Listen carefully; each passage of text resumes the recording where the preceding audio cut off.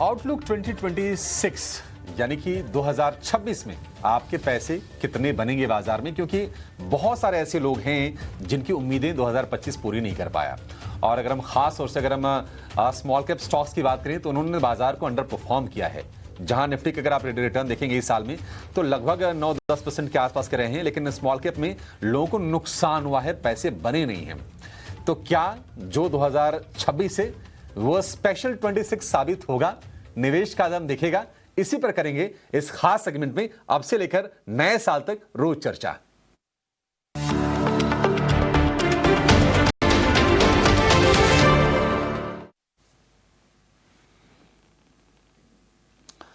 और आज इस खास चर्चा में स्पेशल 26 निवेश का दम में बातचीत करने के लिए हमारे साथ जुड़ गए हैं LIC mutual fund asset management के फंड मैनेजर करण दोषी। करण जी, बहुत शुक्रिया आपका समय देने के लिए। स्वागत है आपका IIT न्यूज़ स्वदेश पर। करण जी, मिक्स्ड रहा 2025 सर, मतलब इंडेक्स ने नए हाइस तो बना दिए, लेकिन मन भरा नहीं। ऐसा लगा कि नहीं कुछ लेफ्ट आउट वाली फीलिंग रह गई। बहुत सारे लोगों को तो पैसे बने ही नहीं। आप जरा ये बताइए कि अब तो कुछ चीजें मान के हम चलने की अच्छी होंगी, क्योंकि 2026 में निश्चित तौर पर ये ट्रेड डील हो जाएगी। देखते हैं कि कब तक होती है। मार्च तक की तो डेडलाइन हमारे कई सारे अर्थतंत्र के विशेषज्ञों की तरफ से आ रहे हैं। आप जरा बताइए सर कि आपकी उम्मीदें क्या है 2026 से? क्या 2025 से बेहतर साल हम देखेंगे? Sure, thank you very much for आपने मेरे को आपके शो के में इनवाइट करने के लिए। Thank you very much for that. See, अगर हम लोग मार्केट का देखें तो मार्केट अगर मैं 12 या 15 महीने का आउटलुक देखता हूँ तो मार्केट ने काफी तक कंसोलिडेट किया था। इसमें दो तीन चीजें थी। एक तो सबसे पहले तो आपके मैक्रो इकोनॉमिक अनसर्टेनिटी आ गई थी, आपका वॉर से लेके टैरिफ का रिलेटेड इश्यू आ गया था, और बाद में ट्रेड सेटलमेंट में भी थोड़ा बहुत टाइम लग रहा था। और आज से अगर मैं 1 साल पहले या 15 महीने पहले का अगर देखूं तो अप्रोक्सीमेटली वैल्यूएशंस जो हम लोग बोले जाते थे वो थोड़े एलिवेटेड लेवल पे थे vis-a-vis द इमर्जिंग मार्केट्स के हिसाब से। और लास्टली हम लोग कंटिन्यूस अर्निंग्स थोड़े बहुत डाउनग्रेड्स देख रहे थे लास्ट 1 साल के अंदर। बट अभी आगे जाके हमें ये लगता है कि इधर से डाउनसाइड रिस्क थोड़ा मिनिमम हो गया है। उसके थोड़े बहुत कारण है। आपके जो मैक्रो इश्यूज थे ऑलमोस्ट सब सेटल होने लगे हैं। अगर आप देखने को जाएंगे कि वॉर तो ऑलमोस्ट सेटल होने को आ गया है। ऑन टॉप ऑफ इट अगर देखने को गए कि आपके जो भी ट्रेड रिलेटेड इश्यू थे, जो US टैरिफ लगाए थे, सब कुछ हुआ था, अभी ऑलमोस्ट हम लोग कोई ना कोई सेटलमेंट के हिसाब से पहुंच रहे हैं उसके अंदर। और वैल्यूएशंस भी अभी कंफर्टेबल जोन पे आया है। और सबसे इम्पोर्टेंट चीज जो अभी हो रहा है कि आपकी जो अर्निंग्स ग्रोथ थी वो आपका स्टेबलाइज होने लगा है। वो लास्ट क्वार्टर के रिजल्ट्स में भी दिखा था। एंड एक्सपेक्टेशन ये बन रही है कि FY27 या CY26 के अंदर आपके अर्निंग्स जो है वो डबल डिजिट से ग्रो करेंगे। तो यस, ये हिसाब से हमें लगता है कि मार्केट में should be better than CY25 के हिसाब से CY26 थोड़ा बहुत बेटर होने चाहिए। ऑलराइट, तो चलिए 2026 जो है वो इस साल के मुकाबले बेहतर होना चाहिए, ऐसा मानना है। नमस्कार करण जी, मैं सृष्टि बात कर रही हूँ। बट देखिए, सवाल यही है सबके मन में कि 2025 से भी कई सारी उम्मीदें थी, ट्रेड डील से लेकर उम्मीदें थी, साथ ही साथ जो ब्रॉडर मार्केट में पेन रहा है लोगों का, वो उसने कहीं ना कहीं डीमोटिवेट ज़रूर किया है। तो 2026 के लिए क्या स्ट्रैटेजी होनी चाहिए? क्या लार्ज कैप्स में ही थोड़ा सा सेफ महसूस करें, या फिर वैल्यूएशंस करेक्शन के बाद मिड कैप स्मॉल कैप में ज़्यादा बेहतर अपॉर्चुनिटी है जहां पर अब दाव लगाना चाहिए? और लगे हाथ अगर टॉप 3 सेक्टर्स भी आप बता दें तो हमारे दर्शकों को एक व्यू मिलेगा कि कहां पर जो है उनको थोड़ा कंस्ट्रक्टिव होना है। श्योर, अगर हम लोग वैल्यूएशन की पहले बात करते हैं तो हमें ये लगता है या अर्निंग्स की बात करते हैं। हम लोग लार्ज कैप्स का अर्निंग्स का ऐसे एक्सपेक्टेशन है कि आपका डबल डिजिट से अर्निंग्स ग्रोथ आएगी FY27 के अंदर। पर उससे ज्यादा हम जब वैल्यूएशंस की बात करते हैं मिड कैप या स्मॉल कैप के अंदर, वैल्यूएशन आइसोलेशन में कभी भी नहीं देखना चाहिए। उसको हमेशा आपका अर्निंग्स ग्रोथ के साथ एडजस्टमेंट करनी पड़ती है। अगर आज के तारीख में निफ्टी का अगर अर्निंग्स ग्रोथ देखें तो 12 से 14% का एक्सपेक्टेशन है। पर वीजा भी वही हिसाब से मिड और स्मॉल कैप का देखेंगे तो वो हाई डबल डिजिट मतलब आपका 18 से 22% के बीच में एक्सपेक्टेशन है। इसके लिए वो उसका वैल्यूएशन हमेशा थोड़ा सा प्रीमियम पे रहता है बिकॉज आपका ग्रोथ बैक्ड अप रहता है। हमें ये लगता है कि अप्रोच सेक्टर स्पेसिफिक से ज्यादा भी स्टॉक स्पेसिफिक रहेगा, जिधर अर्निंग विजिबिलिटी बहुत अच्छी रहेगी। एंड सेक्टर वाइज अगर देखने को जाएंगे तो हम लोग जैसे कि कंजम्पशन डिस्क्रिशनरी स्पेस पे काफी बुलिश हो गए, और उसके कारण भी है लास्ट एक साल में जो कंजम्पशन रिलेटेड पॉलिसीज भी आई है। सबसे पहले आपका जो इनकम टैक्स कट हुआ, उसके बाद आपका आरबीआई ने जो लिक्विडिटी रेट कट किया, थर्ड थिंग आपका इन्फ्लेशन लो पे है। ऑन टॉप ऑफ इट अगर देखने को जाएंगे जीएसटी रैशनलाइजेशन जो हो रहे हैं, तो ये सब बेनिफिट्स आगे के कुछ महीनों में दिखना चालू होने चाहिए। सेकंड, हम लोग को जो लगता है कि बीएफएसआई एज अ सेक्टर बहुत अच्छा करना चाहिए, स्पेशली एनबीएफसी साइड पे। अगर उधर देखने को जाएंगे कि आपका क्रेडिट ग्रोथ आने लगा है वापस, सिस्टम क्रेडिट ग्रोथ आने वाला है, एसेट क्वालिटी इंप्रूवमेंट हो रहा है, क्वालिटी बहुत बढ़िया हो गया है। जो एनपीए साइकिल 10 साल पहले थे जो खराब हो गए थे, now it is at a एकदम मिनिमम लेवल पे आ चुके हैं।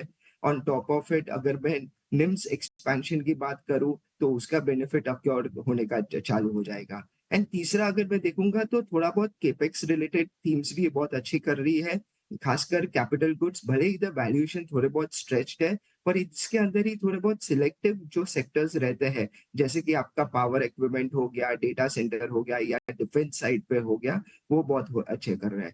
एंड फार्मा साइड पे अगर मैं बोलने को जाऊंगा तो स्ट्रक्चरली हम लोग को लगता है कि आगे के थोड़े बहुत सालों सीडीएमओ स्पेस के लिए बहुत अच्छे रहेंगे इधर। ओके, तो ये कुछ सेक्टर भी आपने बता दी जिसमें कैपिटल गुड्स और उसमें भी खास करके पावर इक्विपमेंट, डेटा सेंटर और साथ ही फार्मा में भी कुछ प्ले आपको बेहतर यहाँ पर दिख रहे हैं। लेकिन एक चीज़ मैं और आपसे पूछना चाहूँगा कि जो बाजार की जो मौजूदा तेजी है, ये आपको लग रहा है जो रिफॉर्म हुए हैं घरेलू बाजार में, उसकी वजह से अर्निंग्स ड्रिवन है या लिक्विडिटी की वजह से आई है? और एक और सवाल मैं यहाँ पे क्लब करूँगा, क्योंकि रिकॉर्ड हाई के पास इंडेक्स है, तो रिजनेबल रिटर्न 2026 में क्या रखना चाहिए और वैल्यूएशंस के लिहाज से आपको कंफर्ट कहाँ मिल रहा है, मिड कैप, स्मॉल कैप या लार्ज कैप के साथ? श्योर। सी रिटर्न वाइज तो हम लोग नहीं बता पाते। हम लोग क्या सोचते हैं कि जैसे आपका अर्निंग्स ग्रोथ रहेगा वो हिसाब से आपका रिटर्न्स एक्सपेक्टेशंस बिल्डअप होती है। वैल्यूएशन वाइज अगेन मैं मिड कैप स्मॉल कैप में ज्यादा जाने के अच्छा इट इज वो अच्छा रहेगा कि अगर आप लोग स्टॉक स्पेसिफिक या वैसे या सेक्टर स्पेसिफिक देखिए कि जिधर अर्निंग्स ग्रोथ थोड़े बहुत कंपनीज के अर्निंग्स ग्रोथ के अंदर हमें वो दिख रहा है कि ये कंपनी आराम से 15-20% का अर्निंग्स ग्रोथ दिखा सकती है, तो वो बहुत ही इंपॉर्टेंट फैक्टर बन जाता है। और वैल्यूएशन की बात करें तो लास्ट एक साल में वैल्यूएशन काफी कुछ हद तक करेक्ट भी हो चुके हैं। तो वो हिसाब से जैसे कि आप अगर पी और अर्निंग्स को साथ में अगर क्लब करते हैं तो हमें एक पेग मिलता है, पीजी रेशियो जो हम लोग बोलते हैं। तो वो हिसाब से देखना कि जिधर हमें कंफर्ट आता है वो देखना चाहिए ज्यादातर। तो मैं वैसा नहीं बोलूंगा कि large cap, mid cap, small cap, जिधर अर्निंग्स ग्रोथ बैकड अप रहेगा वो सेक्टर्स देखने चाहिए।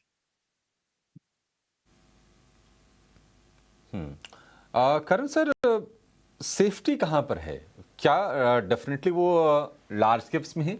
और ये मैं इसलिए पूछ रहा हूँ आपसे क्योंकि करेंटली अगर हम देखेंगे देश में तो करीब 650 इक्विटी म्यूचुअल फंड्स हैं और उनमें लगभग एक चौथाई या फिर उससे ज़्यादा 25% ज़्यादा जो फंड्स हैं उन्होंने नेगेटिव रिटर्न दिए हैं। ज़्यादातर इसमें से स्मॉल कैप वाले फंड हैं। तो आप लोगों के लिए जो काम है वो कितना मुश्किल वाला रहा है 2025 में? और क्या अब होता ये है कि जो नए एरियाज हैं जहां पर ग्रोथ ज़्यादा होती है, लेकिन अब ये है कि जो हाल रहा है स्मॉल कैप फंड्स का, तो निश्चित तौर पर थोड़ा हो सकता है कि रिडेम्पशन का प्रेशर भी आ रहा होगा। कैसे आप प्लान करने की सलाह दे रहे हैं 2026 में? क्या थोड़ा थोड़ा मिड कैप लार्ज कैप की तरफ ज़्यादा फोकस करके चलें? लार्ज कैप हमेशा आपको स्टेबिलिटी देता है, राइट? बिकॉज ये सब ऑलरेडी एस्टैब्लिश इंडस्ट्रीज और वो सब रहती है। आपका मिड कैप और स्मॉल कैप स्पेस में जिधर आते हैं, जिधर आपकी बहुत सारी नई नई इंडस्ट्रीज, नई नई कंपनीज जो आ रही है आज के टाइम में, दे आर इमर्जिंग। वो लोग लीडरशिप के दायरे पे नहीं पहुंचे हैं। तो आपको अगर ग्रोथ चेस करना है तो mid and small cap is the space. अगर आप लार्ज कैप में स्टेबिलिटी के हिसाब से देख रहे हैं तो लार्ज कैप हो जाता है, वो इन्वेस्टर के हिसाब से है। जो हमें लगता है आगे जाके कि डाइवर्सिफिकेशन रहना ही चाहिए अक्रॉस तीनों कैटेगरी के अंदर, आपका लार्ज कैप, मिड कैप और स्मॉल कैप के अंदर। क्योंकि लार्ज कैप आपको स्टेबिलिटी दे देगा और मिड एंड स्मॉल कैप आपको ग्रोथ दिला के देगा पोर्टफोलियो लेवल पे। तो हमेशा डाइवर्सिफाइड रहना चाहिए, दैट वो मेरी सलाह रहेगी इसके अंदर। और आगे जाके जैसे कि मैंने बोला कि अर्निंग्स ग्रोथ सिलेक्टिव मिड और स्मॉल कैप में बहुत अच्छी दिख रही है, तो आगे जाके हमें लग रहा है कि ये काउंटर्स अच्छे करेंगे। सर एक बार थोड़ा ना और बता दीजिए, जो डाइवर्सिफिकेशन पोर्टफोलियो का करना है ना, क्योंकि अगर आप इक्विटीज में तो ठीक है, थोड़े लार्ज कैप में स्टेबल पैसे बने, लेकिन जिन्होंने मेटल्स में गोल्ड सिल्वर में पैसे लगाए हुए उनके तो धमाकेदार रिटर्न बने। तो कैसे प्लान करना है? अगर किसी को मान लीजिए 100 रुपये डालना है तो लार्ज कैप में कितना, गोल्ड सिल्वर में कितना, बाकी डेट इंस्ट्रूमेंट्स में कितना, ये कैसे प्लान करना है? तो वो हिसाब से हाइब्रिड फंड्स अच्छे हो जाते हैं, क्योंकि हाइब्रिड फंड्स जो रहते हैं उसमें ये तीनों का एलोकेशन आपको आ ही जाता है। जैसे कि आपका देखेंगे आपको इक्विटी का एक्सपोजर, डेट का एक्सपोजर और कमोडिटी का भी एक्सपोजर मिल जाता है। सी अगर मैं गोल्ड की बात करूं, लास्ट एक साल बहुत ही अच्छा दिया है, पर वो थोड़ा बहुत इन्वेस्टमेंट ड्रिवन भी था, इन्वेस्टमेंट डिमांड बढ़ गया था। और ये हमेशा जो होता है, क्योंकि वो गोल्ड और सिल्वर को हम लोग सेफ हेवन माना जाता है जब भी आपको मैक्रो वॉलेटिलिटी बढ़ती जा रही है, जो ट्रू है। लास्ट 1-1.5 साल में वही हुआ है, इसके लिए वो चीज हुई है। तो अगर आप देखने को जाएंगे तो mix of portfolio is fine, कि जैसे कि आप इक्विटी के अंदर 50-60% का एक्सपोजर ले सकते हैं, 20% आप डेट के अंदर रह सकते हैं, 20% आप कमोडिटी साइड पे भी ले सकते हैं। तो एक बैलेंस अप्रोच रहना चाहिए, बट ये वापस इन्वेस्टर की नीड्स के हिसाब से डिसाइड होता है कि उनको कैसा चाहिए। उनको हाई रिस्क एसेट चाहिए तो इक्विटी सबसे हाई रिस्क बन जाता है। तो चलिए, आपको अपना पोर्टफोलियो कैसे डिज़ाइन करना है उस पे हमें करण जी ने जो है गाइड किया है। पर करण जी, हम आपसे अलविदा ले उससे पहले आपसे समझना चाहेंगे, देखिए हमने सब आपसे स्ट्रैटेजी बनवाई, आपसे आपके फेवरेट सेक्टर्स समझे, बट क्या आपके हिसाब से कुछ ऐसे भी सेक्टर्स हैं जहां पर शायद पैसा बनना थोड़ा सा मुश्किल हो? देखिए मैं इसलिए भी आपसे चर्चा कर रही हूँ क्योंकि कुछ सेक्टर्स जैसे कि आप EMS ले लीजिए या फिर क्विक कॉमर्स ले लीजिए, यहाँ पर अर्निंग्स विजिबिलिटी है पर वैल्यूएशंस कहीं ना कहीं मार खा गए और इसके बाद हमने देखा कि उन स्टॉक्स का क्या हाल हुआ। कोई ऐसे सेक्टर्स आप हाईलाइट करना चाहेंगे जहां पर जो है इन्वेस्टर्स थोड़ा सा दूर रह सकते हैं, या फिर आपको लगता है कि शायद यहाँ पर रिटर्न्स आना थोड़ा सा मुश्किल हो जाए? नॉट रियली, वैसे देखने को जाएंगे हम लोग ये बता सकते हैं कि थोड़े बहुत सेक्टर्स के अंदर कभी कभार भले दूर रहते हैं, पर जब भी रिलेटिवली कोई कंपनी अगर वो सेक्टर के अंदर अच्छा कर रही है, जब भी हम लोग उसका ROC प्रोफाइल देखते हैं, ग्रोथ प्रोफाइल देखते हैं, तो वो अच्छे खासे रिटर्न्स भी देके जाती है। तो वो हिसाब से मैं बोलूंगा कि कोई भी सेक्टर से दूर नहीं रह सकते, क्योंकि अगर आज के तारीख में अगर देखने को जाएंगे, जैसे कि आपने क्विक कॉमर्स की बात की या आपने EMS की बात की, वो सब बहुत ही अच्छे रिटर्न्स देके गए थे लास्ट 2-3 साल के अंदर। यस, अभी के लिए कंसोलिडेट थोड़ा बहुत हो रहा है, पर जब तक ग्रोथ और ग्रोथ से ज्यादा अर्निंग, सेल्स ग्रोथ से ज्यादा अर्निंग्स ग्रोथ ये सब कंपनीज के रहेंगे, तो वो हिसाब से इधर आपका आउटलुक पॉजिटिव ही रहेगा। ये क्लियर व्यू साल 2026 के लिए। इसी के साथ करण जी, हम आपका बहुत बहुत शुक्रिया करना चाहेंगे, आज आपने समय निकाला और हमारे दर्शकों को कई सारे फैक्टर्स पर गाइड भी किया। Thank you so much.